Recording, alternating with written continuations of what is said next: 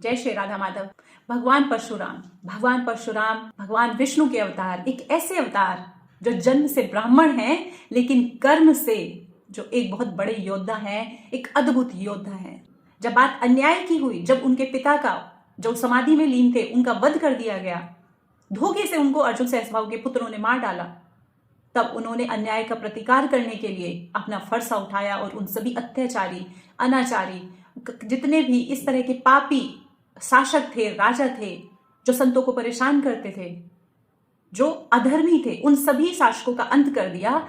वहीं दूसरी तरफ भगवान परशुराम ने समुद्र के ऊपर, समुद्र को सीमा सिखाते हुए अपने फरसे को फेंक कर वहां पर जमीन का निर्माण कर दिया। समुद्र के ऊपर, ये केरल वाला क्षेत्र, गोवा का क्षेत्र, गोवा में जहां उन्होंने समुद्र को अपने फरसे से बांध दिया था, समुद्र को उसकी सीमाएं सिखा दी थी, ऐसे भगवान परशुराम जो ये बात सिखाते हैं कि शक्ति तो हो लेकिन संयम के साथ हो, क्रोध तो हो लेकिन धर्म की स्थापना के लिए हो, ज्ञान तो हो लेकिन सही जगह कार्य करने के लिए हो, धर्म की स्थापना के लिए हो, अधर्म का नाश करने के लिए हो।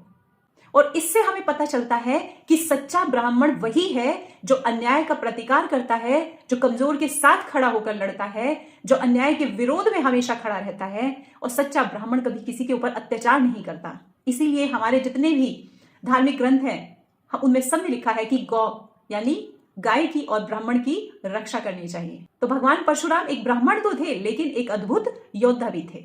भगवान परशुराम का जीवन हम सबके लिए एक प्रेरणा का स्रोत है, प्रेरणादायक है।